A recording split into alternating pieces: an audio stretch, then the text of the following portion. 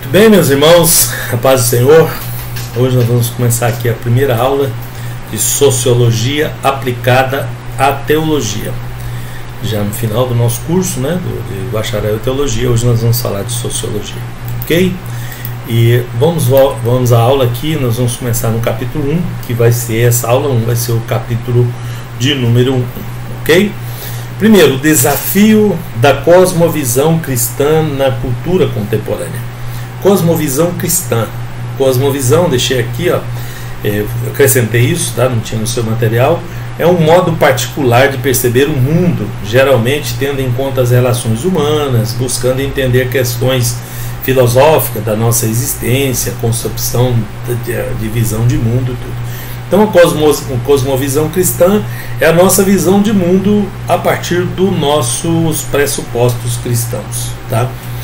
E vamos ver sociologia. Essa matéria, sociologia, é uma ciência que estuda as relações entre as pessoas que pertencem a uma comunidade ou aos diferentes grupos que formam a sociedade. A antropologia estuda o homem individualmente, como indivíduo. A sociologia estuda o seu comportamento em sociedade, em grupo, tá? Isso que nós vamos ver. Bom, iniciando por cultura e a religião, né? A cultura e a religião, elas estão intimamente relacionadas. Ambas se encontram nas relações sociais. Tanto a cultura faz parte das relações sociais quanto a religião. Segundo os santos, tá? Esses livros citados todos estão na bibliografia, embaixo, tá? No final desse capítulo. Desde os primórdios da humanidade, religião e cultura, né, e sociedade são instâncias que sempre estiveram relacionados. Tá? Esses dois segmentos, a cultura e a religião, influenciam e sofrem influência da sociedade, de um modo geral. Por isso a cultura passa por um contínuo processo de transformação, o tempo todo, tá? Não só nos nossos dias. Tais transformações impactam diretamente o campo religioso e torna-se mais um desafio a ser enfrentado pela cosmovisão cristã, a visão de mundo segundo as nossas crenças, o que acreditamos, os nossos pressupostos. A cosmovisão cristã segundo a Bíblia. Esse artigo foi escrito pelo pastor Roger Bueno, tá? A cosmovisão cristã segundo a Bíblia. O cristianismo avançou ao longo dos séculos, espalhou-se pelo mundo, alcançou diferentes culturas e povos nos lugares mais distantes do globo terrestre. Essa religião enfrentou perseguições, crises, mas mesmo assim ela permaneceu e conseguiu ganhar proporções universais. O cristianismo está em todo o mundo. A cosmovisão cristã influenciou e moldou parte da compreensão da realidade do mundo ocidental, tá? Então essa cosmovisão cristã influenciou mais a parte do mundo ocidental, apesar de que está no mundo inteiro, né? Você sabe que Ocidente e Oriente, né? O mundo é dividido em duas metades, né? Onde temos uma linha imaginária que corta em Londres, Inglaterra, que era o país mais importante do mundo, eles colocaram a linha ali, tá? Então para um lado é o Oriente, para o outro é o Ocidente, tá? Para o lado do Sol nascente, que nós chamamos de leste, é o Oriente, tá? E para o lado do Sol poente, que chamamos de oeste, é o Ocidente, tá? Então, com relação ao mundo, nós chamamos de Oriente e Ocidente. Com relação a um país ou um lugar, nós chamamos de leste e oeste, que é a mesma coisa, só que é usada mais geralmente nesses modos, tá?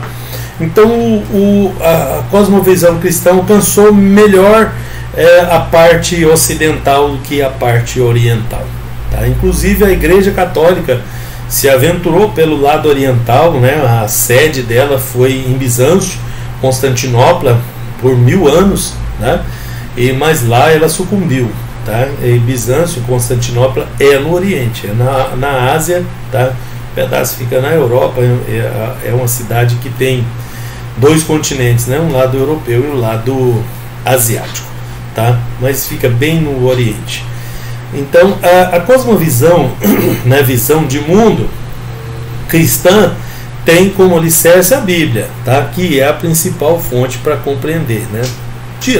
Essa cosmovisão é tirado de dentro das Escrituras Sagradas. Então ela é a base de sua esperança no futuro. A Bíblia, enquanto palavra de Deus, é o farol que ilumina a caminhada cristã. Dessa maneira, dessa forma, o cristão fundamenta suas ações através dos parâmetros expressos na palavra, na Bíblia. Então a palavra de Deus também apresenta Jesus como o Cristo, o Filho do Deus vivo, e ele sendo o referencial de vida para os seus seguidores. Tá? De um modo geral, ao analisar a Bíblia, é possível pontuar algumas características marcantes da visão cristã. Tá?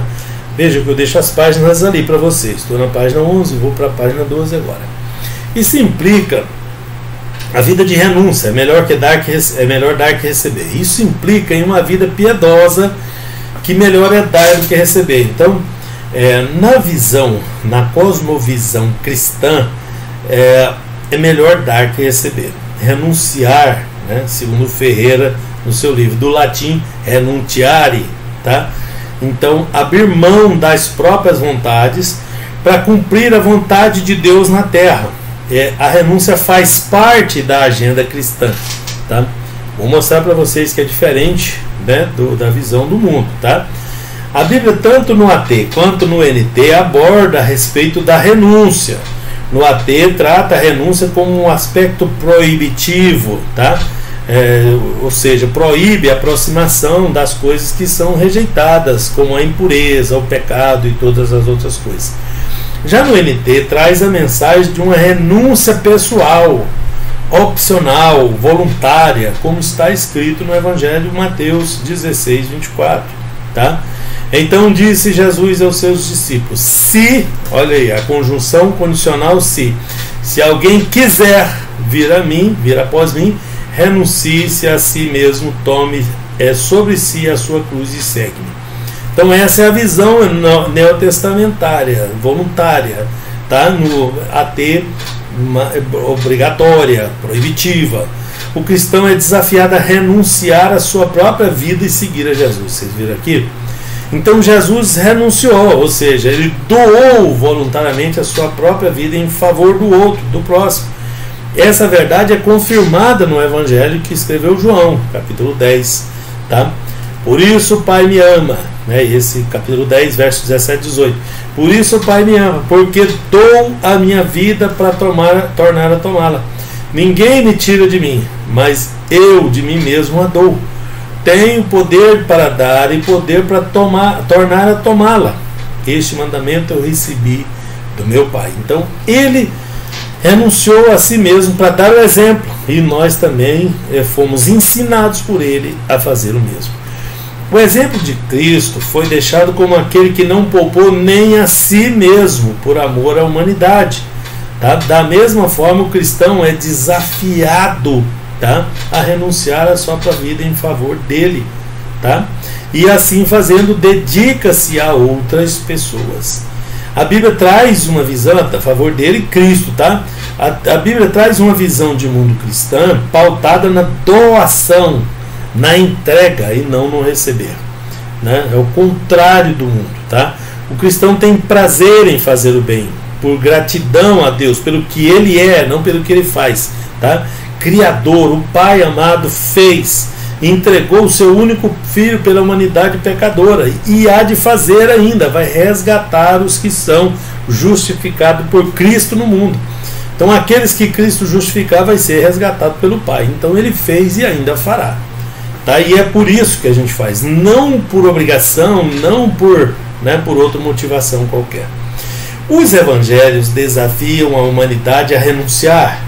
Há um episódio relatado neles de como Jesus desafiou um jovem rico, que era cumpridor da lei de Moisés, e tudo indica que esse jovem praticava boas ações, e Jesus desafiou ele a renunciar. Tá? Mas ainda faltava a ele o despreendimento para doar, para dar. Tá? Falta-te uma coisa, Jesus disse para ele. Então Jesus está ensinando que a salvação é obtida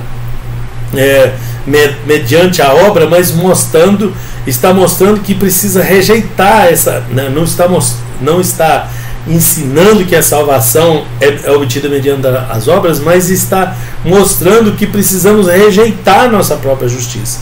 A salvação é pela fé, não pelas obras, mas ele está mostrando que nós precisamos rejeitar a nossa própria justiça, a nossa autossuficiência, né, para que a nossa confiança seja totalmente transferida para Cristo.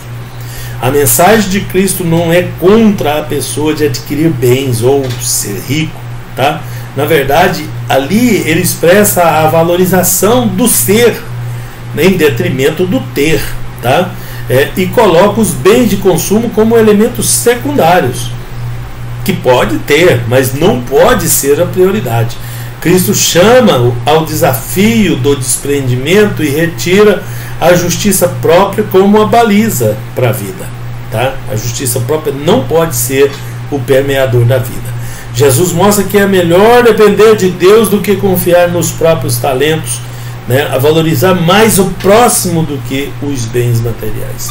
A visão cristã, a cosmovisão cristã, não está pautada no acúmulo, na valorização de bens materiais, né, ou obtenção de benefícios próprios de alguma forma, mas na renúncia das próprias vontades e desejos em prol de estabelecer justiça social. Então, o interesse do grupo é sempre superior ao interesse individual. A valorização do ser humano como imagem e semelhança de Deus, bem como a conduzir pessoas a uma vida espiritual plena. Esse é o grande desafio. Muitos têm até dificuldade com isso, né? Mas essa é a ordem de Deus, tá? O desafio da cosmovisão cristã na cultura, né, na nossa cultura contemporânea. Hoje o cristão tem uma ação diferente. Olha, biblicamente é renúncia, é aquilo que nós vimos lá no outro atrás. Mas e agora? E a cosmovisão cristã na nossa cultura hoje? Tá? Qual é a visão do cristão na cultura de hoje? Hoje o cristão tem uma ação diferente da esperada culturalmente. Ele tem a sensibilidade, um olhar fixo, né, naquele que necessita. E não doa somente aquilo que está sobrando, mas compartilhar sem divisas o dom que Deus o entregou. Um conjugado de comunhão, ter, repartir, participar, tudo junto, tá? A visão cristã, ela supera o egoísmo, a inveja, o acúmulo, a ganância, a avareza.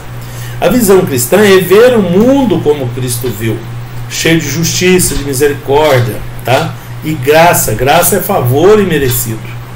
No entanto, esse é o direcionamento deixado por Jesus para todo aquele que crê conduzir a sua vida.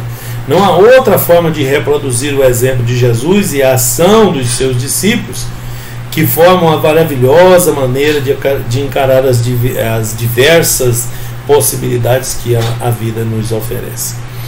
Bom, a visão de comunidade, a base do relacionamento é o outro, tá? Em comunidade, a base do relacionamento é o próximo, é o outro, não a gente mesmo. Se a pessoa for egoísta, né, na visão de comunidade, ele não vai conseguir viver em comunidade. A visão cristã não está centrada em seus próprios interesses, mas na comunidade. A visão do grupo, né, a necessidade do grupo, o interesse do grupo é mais importante do que o interesse individual. Isso é do latim, né, communitate, tá? Qualidade ou estado do que é comum, comunhão, concordância, algo em comum, tá? Conformidade, identidade, direito comum, corpo social. Nessa forma de ver o mundo, há uma preocupação com o outro, no sentido de estabelecer comunhão, fortalecer as relações de unidade, de cuidado, de harmonia, tá? A visão de mundo cristã constrói uma identidade fundamentada na comunidade, no relacionamento com o outro, e busca manter a coesão social. Essa forma de enxergar a realidade leva o indivíduo a olhar para o outro antes de centrar apenas nos próprios problemas de maneira egoísta. A Bíblia reforça o olhar cristão na valorização do outro. Isso pode ser verificado no Evangelho escrito por Mateus. Jesus disse-lhes: amarás o Senhor teu Deus de todo o teu coração, de toda a tua alma, de todo o teu pensamento. Esse é o primeiro e o grande mandamento, né? E o segundo, semelhante a esse, é amarás o próximo como a ti mesmo. Então primeiro ele ama a Deus, depois ele ama o próximo. tá? Veja como é que é a premissa de Deus. A visão bíblica para o mundo está fundamentada no relacionamento com Deus e em seguida com o seu semelhante, que possibilita e leva à compreensão da universalidade do amor. Eu costumo explicar isso com a cruz, né? Aquela haste maior, vertical, aponta para Deus e representa o nosso relacionamento com Deus. E a outra menor, horizontal, é o nosso relacionamento com o nosso semelhante, que é menor do que o nosso relacionamento com Deus, porque o maior mandamento é amar a Deus, tá? E aí ali dá para nós uma ilustração. Quando o indivíduo deixa de receber o próximo como um seu igual e deixa de entendê-lo como um ser que padece das mesmas necessidades, é legítimo que logo vai começar a amar muito mais a si mesmo. Aí o egoísmo vai começar a entrar na pessoa. Isso significa que há uma forte tendência das pessoas de se tornarem egoístas. Porém, o cristão ele não compactua com o egoísmo, mas ao contrário, ele valoriza o outro, tá? Através de amar a Deus e amar o próximo, ele consegue esse prodígio, né? Porque isso é um prodígio. Há uma preocupação bíblica sobre a importância da vida em comunidade. Existem referências sobre a unidade das pessoas, como pode ser observada na oração de Jesus, registrada no Evangelho de João. Veja ela aqui: eu não rogo somente por estes, mas também por aqueles que pela tua palavra hão de crer em mim, para que todos sejam um, como tu, ó Pai, o és em mim e eu em ti, que eles também sejam um em nós. A unidade da comunidade que ele está falando aqui. Ele está orando para que isso aconteça. Jesus orou pela unidade dos cristãos. Seus servos tinham que amar uns aos outros para que o mundo visse o amor de Deus, né, de como o amor de Deus é verdadeiro. A relação de amor entre cristãos é o maior testemunho de Jesus Cristo no mundo. A oração faz referência à unidade, mostra o amor de Deus, né, o amor ao próximo, ensina a valorizar o semelhante, aponta para uma vida em comunidade. A visão cristã tira qualquer possibilidade de individualismo. Ela valoriza todas as pessoas e as coloca, essas pessoas, no mesmo nível de importância. Estabelece uma relação de dependência e fortalece o coletivo, a coletividade. O próximo precisa ser amado, o que promove a construção de relacionamentos sadios, sólidos, tá? Só assim se constrói relacionamentos sólidos e sadios. O apóstolo Paulo escreve na carta aos Romanos, e nela ele faz uma analogia da vida cristã em comunidade com o corpo humano. Ele compara, né, a comunidade com o corpo humano. Assim nós, Romanos 12, 45, assim nós que somos muitos, somos um só corpo em Cristo, mas individualmente somos membros uns dos outros. Os cristãos atendem os parâmetros bíblicos e entendem que eles são dependentes uns dos outros. A relação de dependência uns dos outros. E todos têm a sua importância, por mais simples que possam parecer ser. Tá?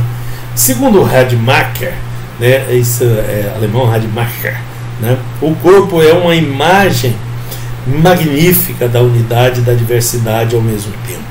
Esse símbolo que ele usou é maravilhoso. Ninguém deve exaltar-se por causa do dom que lhe foi dado, nem deve se achar inferior por ter recebido o dom que alguns podem considerar menores, porque todos são iguais em importância. Na visão bíblica cristã, todos são importantes, e mesmo com suas diferenças, fazem parte da mesma comunidade, sendo iguais em valor. Tá? Coisa linda isso, não é? Na carta de Tiago está definida: a religião pura e imaculada para com Deus é esta: visitar órfãos e viúvas nas suas tribulações e guardar-se da corrupção no mundo. Isso é viver em comunidade e guardar a corrupção. Uma definição que demonstra a tríade do relacionamento humano. Tá? O homem com Deus, religião pura e imaculada para com Deus, está nesse versículo aqui, né? Essa tríade. Tá? religião pura e imaculada, o homem com o próximo, visitar os órfãos e as viúvas nas suas tribulações, e o homem consigo mesmo, né, que é guardar-se da corrupção do mundo. Tá? Isso forma, né, uma perfeição de Deus no ser humano, desde que ele esteja dentro dos caminhos de Deus, ele consegue trilhar esse caminho. Sozinho ele não vai conseguir, ninguém consegue, né? Bom, a visão cristã então é pautada por palavras que reforçam sentimentos, e isso se torna em ações práticas, tá?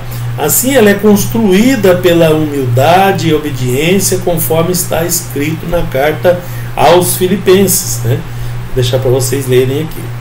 Em Cristo é possível encontrar a expressão máxima do amor e do cuidado com o semelhante, tá? É em Jesus e através do seu exemplo que se torna possível nortear a visão cristã, assim construir uma vida alicerçada na humildade, na obediência, e assim é retirada toda autossuficiência e demonstrado como todos são dependentes uns dos outros, e a necessidade de valorizar o coletivo em detrimento do individual, como eu disse para vocês lá atrás. O coletivo vem sempre em primeiro lugar, tá? Bom, e a cultura contemporânea? Nós temos a visão cristã, temos a visão bíblica e temos a cultura contemporânea. A cultura está envolvida num processo contínuo de transformação.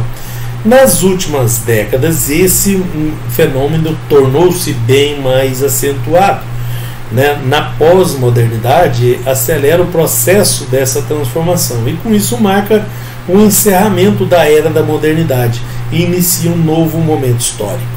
Segundo Araújo, né, no seu livro, a pós-modernidade veio para desconstruir os conceitos e ideias propagadas pela era moderna, rompendo de maneira drástica com o passado, implantando por meio de uma mudança ideológica de uma nova cosmovisão do mundo e da sociedade. Nós estamos falando de ideologias que formam a cultura contemporânea, que é um perigo muito grande, né, para o cristão e para a sociedade.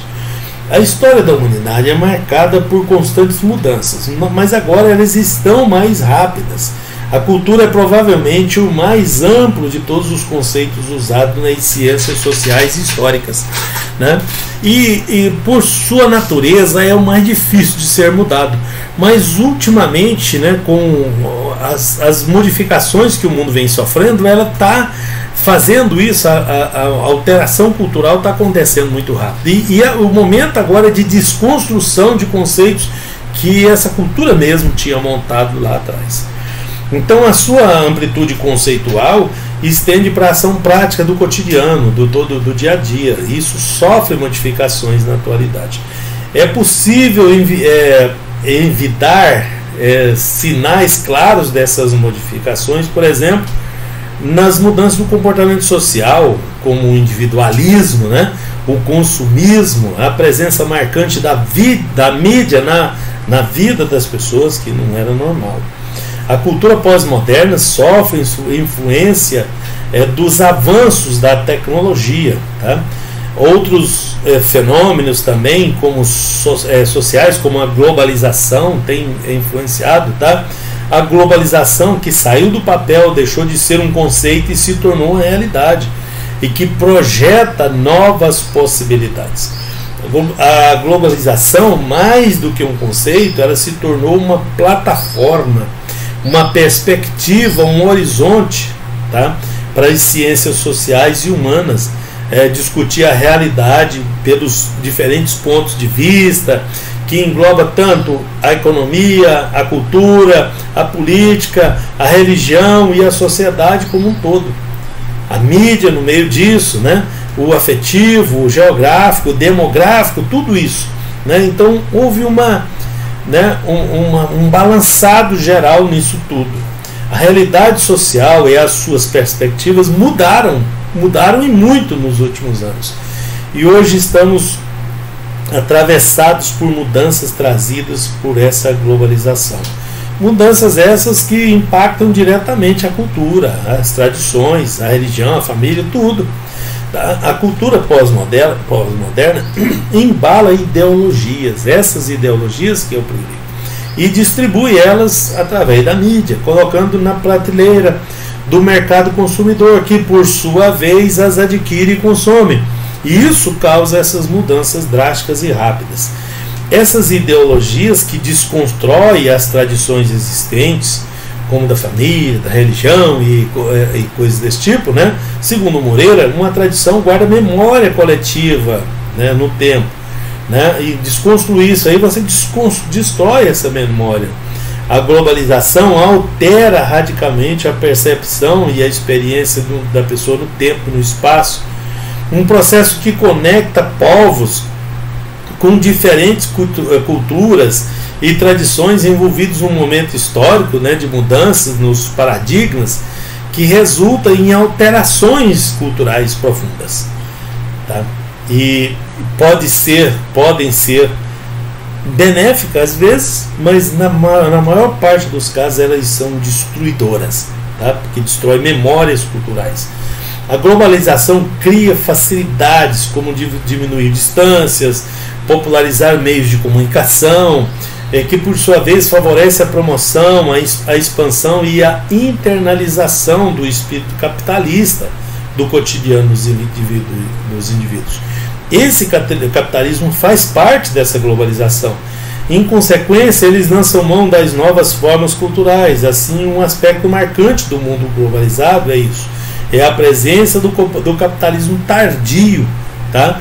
Que é impulsionado pela tecnologia da informação e que, quando ele é inserido em uma economia ligada em rede, né, geral, promove uma competitividade muito grande. E aí, nesse contexto, a cultura é transformada e o que tudo indica, produz impactos significativos na concepção de religiosidade, por exemplo. As facilidades estimuladas por uma visão extremamente capitalista, né, propicia a individualização e o consumo exagerado, tá? Esse consumo exagerado, às vezes sem necessidade. Essas transformações afetam diretamente os padrões sociais, geram impacto na maneira de compreender e se relacionar com o mundo. Cria um ambiente que traz a falsa sensação de liberdade e o desejo pelo novo, tá? Isso tudo, né, causa um dano significativo. Então, e a cultura do consumo, né? Vamos nos basear nisso aqui para que tenha uma ideia. É um exemplo isso aqui, mas são muitas mudanças, tá? O capitalismo, somado ao processo de globalização, promove a cultura do consumo, tá?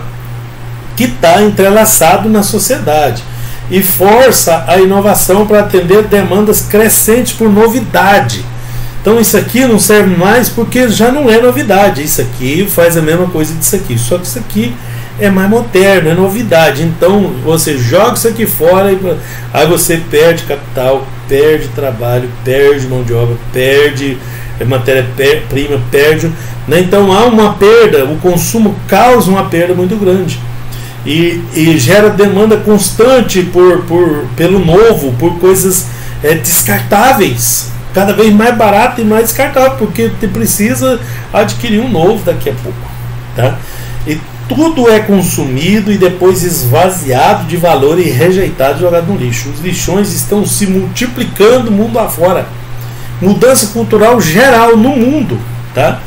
Poucos lugares do mundo que essa globalização não alcança. Tem lá os seus rincões, mas são poucos, tá? Essas influências são responsáveis por levar as pessoas a se tornar consumistas. O lugar do consumo passa a ser, por excelência, a vida cotidiana, onde está intimamente ligado também às enfermidades, à curta vida útil de produtos e objetos, né? E aí a moda tem o poder de dar significado a essa vida descartável. Não há criatividade que supra uma demanda tão grande de novo, tá? Assim, a moda assume a responsabilidade de customizar até as coisas que já foram criadas, mas refazer tudo isso. E é uma trabalheira e é um desperdício, né, de mão de obra e de muita coisa. Mas tudo isso está impregnado na cultura. A lei é inexorável. Uma firma que não cria regularmente novos modelos, ela perde força, penetração no mercado, enfraquece sua marca de qualidade numa sociedade em que a opinião espontânea dos consumidores é a que, por natureza, né, o novo é superior ao antigo. Então, por melhor que seja o produto, ele tem que lançar um novo, e tem que inovar, e tem que criar, e tem que refazer, né? A cultura guarda as tradições, os hábitos e costumes de uma sociedade, memória cultural. A cultura do consumo rompe com isso, desconstrói isso. O que está posto influencia o comportamento dos indivíduos segundo o posicionamento dela. Isso é, tudo pode ser consumido. Tudo. Assim provoca mudanças profundas, né, nas formas culturais, e dentre elas está a religião. Moreira enumera importantes interações entre cultura de consumo e a religião que vale conhecê-las. Tá? As pessoas internalizam a cultura de consumo como algo normal e natural, e essa educação das subjetividades vai ter repercussão na vida religiosa. Ao afetar a dinâmica da construção das identidades, a cultura internacional de consumo claramente rivaliza com as religiões e acentua a crise institucional.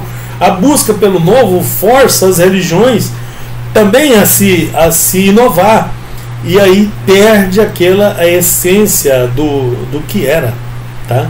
E aí nós vamos entrando por um espiral perigoso, tá? Porque não tem muito o que inovar, né? Não tem essa de modernização das escrituras. A cultura internacional de consumo tende a transformar a religião popular em folclore, tá?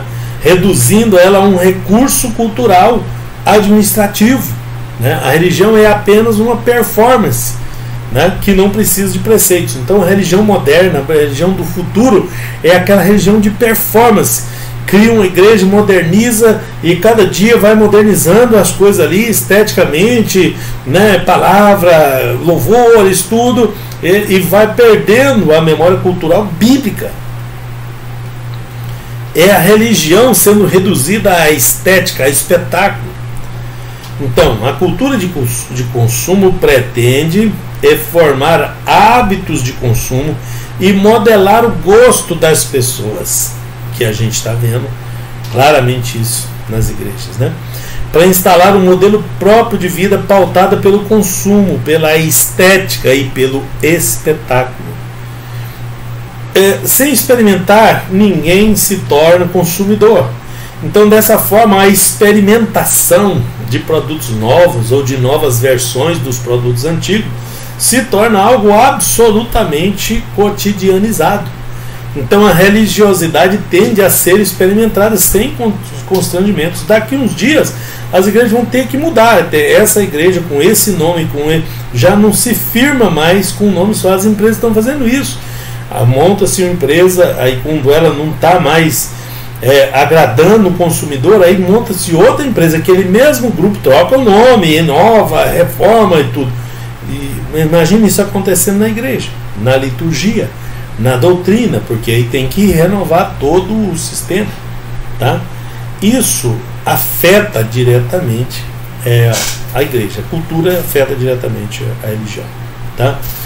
E a mídia? Bom, cultura da mídia. Outra forma cultural é a cultura da mídia, que tem norteado a sociedade. A cultura passa ou acontece cada vez mais na e através da mídia, tá? Para a informação ter validade, ela tem que passar pelo crivo dos grandes veículos de comunicação, que se constituem em uma máquina de transformação cultural. Então, eles batem firme nisso, né? Não, isso não foi aprovado pelo consórcio de veículos de comunicação de massa, tá? Isso é fake, tá? Então, isso é avassalador e também respalda o consumo, tá? Ela tem a função de respaldar o consumo. No passado, quando a gente falava sobre socializadores de emergência da subjetividade, era mencionado a socialização, era mencionado na escola, na família e na igreja, tá? A mídia nunca era colocada, mas agora ela sempre, hoje ela está mais presente do que as outras, né? Transformadores, culturalização. As pessoas recebem quase tanta influência na mídia como da própria família, como da escola e como da igreja, tá? Isso é o perigo. Bom, então é notório o crescimento da influência da internet na vida das pessoas. Esse crescimento é impulsionado por avanços tecnológicos, né? Cada vez mais modernos, mais rápido, mais eficiente. Porém, a televisão ainda, né, exerce influência sobre boa parcela da sociedade. A tendência é diminuir cada vez mais, mas ainda tem, tá? Além dessas mídias, existem outras que ocupam um espaço e fazem parte do cotidiano das pessoas e exercem influência, como é o caso do rádio, né, dos jornais, das revistas. Isso tudo vai ganhando versões eletrônicas, rádio pela internet e tudo. Então, isso tudo vai se transformando o tempo todo. A cultura da mídia forma conglomerados midiáticos e engloba cinema, notícia, informação, moda, esporte, entretenimento e lazer. Tudo que a pessoa quer para o consumo está ali, né, em versão moderna, né, e atualizada, tá? É responsável por criar e até recriar, difundir valores, comportamentos, ideias, formar ídolos. Esses são os ídolos modernos. Os ídolos antigos eram aquelas estátuas antigas, aquela coisa, né? Aquilo ficou no passado. A idolatria moderna, ela se manifesta de outra forma, de forma muito midiática. Então devemos ficar atentos a essa mudança cultural também. A mediatização da cultura altera o comportamento dos indivíduos na sociedade, promove tendência de transformação na compreensão da religiosidade das pessoas. E aí, por último, a cultura do indivíduo, né, cultura individual. Dentre as formas culturais, essa cultura do eu, né, fortalece essa imagem do eu egoísta, eucêntrico, desculpe aí o trocadilho, ou seja, o indivíduo cria o seu próprio mundo, né, a sua própria religião, né? Hoje tem maneiras de se fazer isso, né? Os indivíduos tendem a sobreviver cada vez mais por si mesmos, tá? A individualidade é marcante e responsável pelo mal-estar do sujeito. Nessa sociedade individualizada, falar em comunidade sugere algo pejorativo já, tá? Lembra que nós falamos que lá biblicamente é a comunidade que vai fortalecer o indivíduo, pois o mundo moderno, a cultura moderna fortalece a individualização. É até pejorativo falar em comunidade, remete a pessoa que não tem independência. Hoje é chique ser independente de tudo. O indivíduo até deseja estar em comunidade, ser amparado pela segurança das instituições, né? Traz em sua mente o saudosismo, lembrança de um passado que muitas vezes nem existiu, né? A comunidade é o tipo de mundo que não está, lamentavelmente, ao nosso alcance, tá? Mas gostaríamos de viver, esperar e vir e possuir. Então essa perda está causando profundas transformações, doenças psicossomáticas, problemas de todos os tipos. O indivíduo está cercado por pessoas, mas ele vive na solidão, no isolamento, sozinho em meio à multidão. O sujeito precisa de um objeto para avaliar quem ele é, né? Ele é avaliado por um objeto. O indivíduo confuso da pós-modernidade é um sujeito debilitado, fraco, né? Apartado das redes de relações familiares e sociais que tradicionalmente o carregavam, né? Submetido a todo tipo de pressões, cobranças por produtividade, sobrecarregado com obrigações de escolher, de decidir tudo sozinho, porque está estruturalmente fora de casa. Até pouco tempo, se assim pode dizer, né, existia uma cultura que era traduzida por hábitos familiares e tradições, mas agora essa cultura vivencia uma transformação substancial na sua maneira de interagir e de perceber o mundo, tá? A família vai perdendo lugar, a igreja vai perdendo lugar, a sociedade também, o indivíduo vai ficando cada vez mais individual, tá? O mundo que antes era visualizado pelas percepções da família, tradicionalmente, é readaptada a uma visão de cada indivíduo. A pessoa vai ver o que ele quer, ele forma em um software avançado o que ele quer, o tipo de vida que ele quer, solitário, tá? Mas ao mesmo tempo ninguém nunca fica sozinho. Há uma profusão estonteante de imagens, símbolos, sons, ritmos que faz companhia, tá? E a cultura do indivíduo interage com a religião, né? Conforme Moreira falou, as interações da cultura do indivíduo com a religião são múltiplas e inusitadas. A religião parece enfraquecer essa cultura ao ver os seus reclamos serem questionados, mas apenas parece. O que realmente ocorre é que uma explosão de denominações religiosas que produzem diversas visões, né, de mundo, formas de visões de mundo, fora de comunidade já. Tá? As religiões institucionalizadas veem os seus reclamos de construir instância última de julgamento e de orientação na vida serem fortemente questionados. Isso não quer dizer que as religiões desaparecem ou acabam, tá? O quadro atual é o contrário, né? Pontilhado pela multiplicidade de religiões, de concepções de mundo, pela tolerância de ideologias diferentes, pluralismo religioso, né? Ecumenismo disso tudo, variedade de gostos e interpretações. Cada um escolhe no cardápio que lhe é apresentado a religião que ele quer seguir.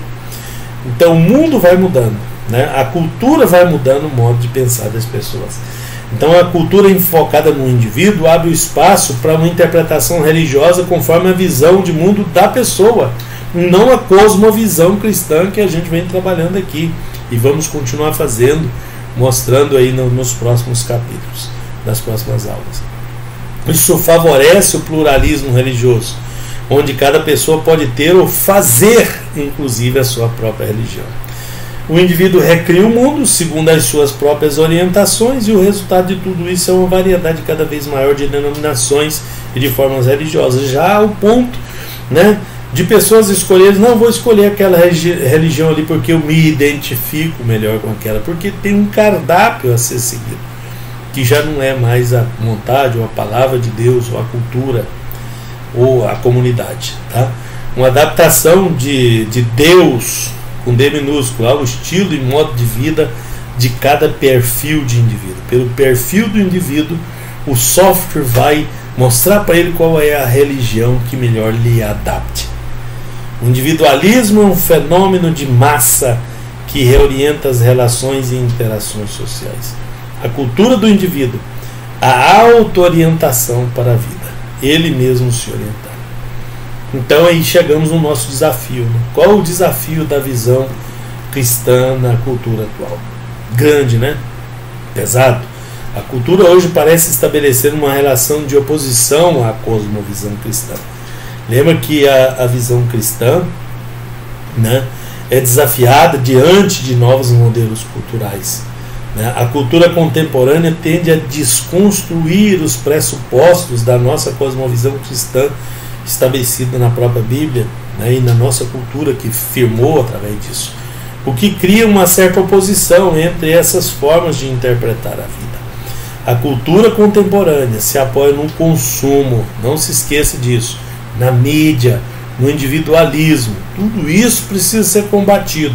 A igreja tem que abrir os olhos para isso. Enquanto a visão cristã está alicerçada na renúncia, no relacionamento com o próximo, nas ações realizadas pela fé, a cultura se apoia no consumo, na mídia e no individualismo, tá? Assim é possível afirmar que com as transformações na maneira de pensar, produz mudanças no agir, na ação prática das pessoas. Os relacionamentos são frágeis, são descartáveis, né? Casamento é descartável, amizade é descartável, como produtos dentro de uma cultura de consumismo que quer experimentar o novo. Isso entra em confronto com a proposta do cristianismo, que encontra no relacionamento a sua base. A cultura do consumo sugere o supérfluo, banaliza as relações, impacta também o religioso, ao afetar a maneira das pessoas enxergar o mundo, Essa cultura cria indivíduos solitários em meio a uma multidão com milhares de amigos virtuais online, né, mas que ao mesmo tempo, sem o intermédio das tecnologias, ele vive solitário e com suas relações pessoais fragmentadas, enfraquecidas. Indivíduos narcisistas, né, que expõem as suas vidas nas mídias sociais, que tudo é exposto, até o prato de comida que ele come é colocado ali, é publicado, é postado. Um mundo que busca o prazer intenso, a hedonização da vida. Hedonismo é aquela doutrina moral que considera o prazer a finalidade da vida. No hedonismo do cotidiano, até os remédios que antes eram tomados para combater a dor, nesse novo contexto social, ele é usado para prevenir a dor, tá? A preocupação não está no problema, né, mas na possibilidade dele existir. A coisa avançou tanto que não se espera ter o problema, mas não, já quer combater o problema antes dele existir, que talvez nem existisse, né? A cultura do indivíduo não existe mais, né? Nessa cultura não existe mais o critério de verdade. Cada pessoa cria a sua verdade. Assim se torna difícil identificar até onde vai a mentira ou a verdade, porque a verdade é subjetiva. A cosmovisão cristã preza, né, a comunidade, coletividade, estabelecer verdades imutáveis. Né? Para o cristão existe a verdade. Jesus disse: eu sou o caminho, a verdade e a vida. Enquanto a cultura atual possibilita cada indivíduo criar a sua própria verdade. É essa a realidade que nós estamos vivendo. A lógica cristã estabelece no compartilhar. Todos os que criam mantinham-se unidos e tinham tudo em comum. Isso é comunidade. Ou ainda, da multidão dos que criam, era uma, né? Era a mente e o coração. Ninguém considerava unicamente sua a coisa, né? Coisa alguma que possuísse, mas compartilhava tudo o que tinham. Atos capítulo 4, verso 32. Uma lógica bem diferente de uma sociedade, de uma cultura com base naquele capitalismo tardio. Nesse aspecto é possível visualizar o desafio da visão cristã na atualidade. A cultura interage com o desafio, manter o espírito de unidade, de compartilhar, de valorizar o próximo dentro dessa sociedade que requer o individual, o acúmulo de capital, o prazer sem medir os custos. Isso é hedonismo, né? Isso é o mundo que nós estamos vivendo. O mundo vive um contínuo processo de transformações e o mesmo ocorre com a cultura. Essas mudanças culturais fazem parte do processo de transformação, tá, que tem ocorrido nas últimas décadas e influenciado a visão de mundo dos indivíduos dentro da sociedade que vivem, que por sua vez impacta na religião. A cultura é afetada pelo capitalismo, globalização, avanços tecnológicos. A cosmovisão cristã ela passa a ser desafiada pelas novas propostas culturais que isolam o indivíduo e ao mesmo tempo o expõe, o manipula. A cultura do consumo, com auxílio da mídia, cria desejos, influencia comportamentos, leva as pessoas a acreditar que seus desejos são necessidades reais. O indivíduo solitário, nessa pós-modernidade, influenciado e motivado pela força da mídia, tenta satisfazer as suas carências de consumo, vira um consumista. As mudanças culturais da atualidade influenciam a maneira de pensar dos indivíduos dentro dessa sociedade. A visão de mundo reflete no comportamento, nas ações desses indivíduos dentro da sociedade. O capitalismo impera, o consumo assume um papel fundamental na dinâmica das sociedades urbanas contemporâneas. Que nós possamos meditar nisso. Que Deus te abençoe, em nome de Jesus.